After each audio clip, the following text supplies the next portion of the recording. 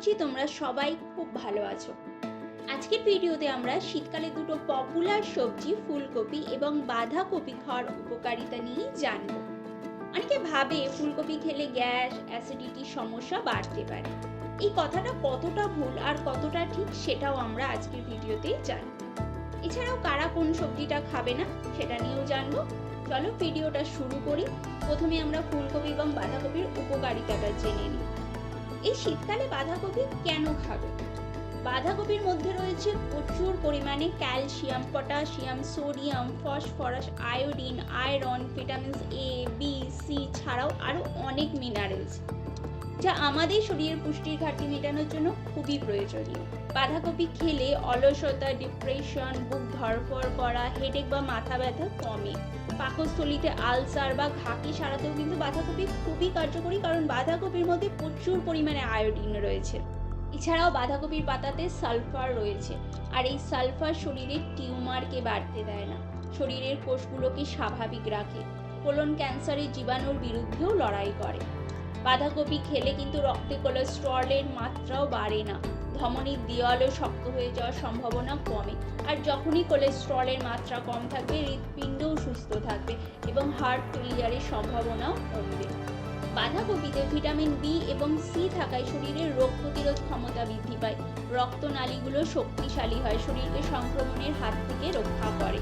এছাড়াও বাঁধাকপির পাতার পেস্ট যদি তোমরা স্কিনে লাগাও তাহলে একজিমা এবং ত্বকের অন্যান্য সংক্রমণের থেকেও বাঁচতে পারবে।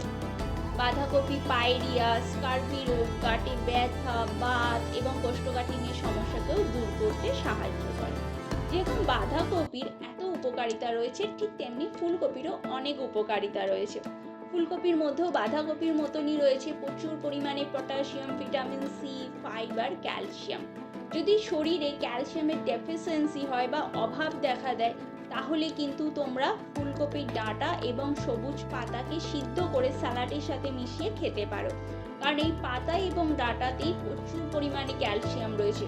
ফুলকপিতেও রয়েছে, কিন্তু পাতা আর ডাঁটাতে সব থেকে বেশি পরিমাণে রয়েছে। এছাড়াও ফুলকপি মরণ ব্যাধি, ক্যান্সারকেও প্রতিরোধ করে, খিদে কমায়, ওজনকে নিয়ন্ত্রণে আনে, স্টমাক, পাকস্থলীকে সুস্থ রাখে, ডায়াবেটিস এবং উচ্চ রক্তচাপকেও নিয়ন্ত্রণে আনে এই ফুলকপি। এবার আমরা জেনে নিই যে কারা ফুলকপি এবং বাঁধাকপিকে খাবে না। নর্মাল তো সবাই খেতে পারো, কোনো অসুবিধা নেই, তবে ফুলকপি এবং বাঁধাকপিকে অল্প করে প্রতিদিন খাওয়া উচিত। অল্প করে খেলে গ্যাস বা অ্যাসিডিটির সমস্যা হয় না, কারণ অত্যাধিক বেশি কোনো কিছুই আমাদের শরীরের জন্য ভালো নয়, আমরা জানি। তাই ফুলকপি, বাঁধাকপিতে প্রচুর পরিমাণে ফাইবার রয়েছে, তাই বেশি করে খেলে কিন্তু হজমের সমস্যা হতে পারে, পেট ফাঁপার সমস্যা হতে পারে।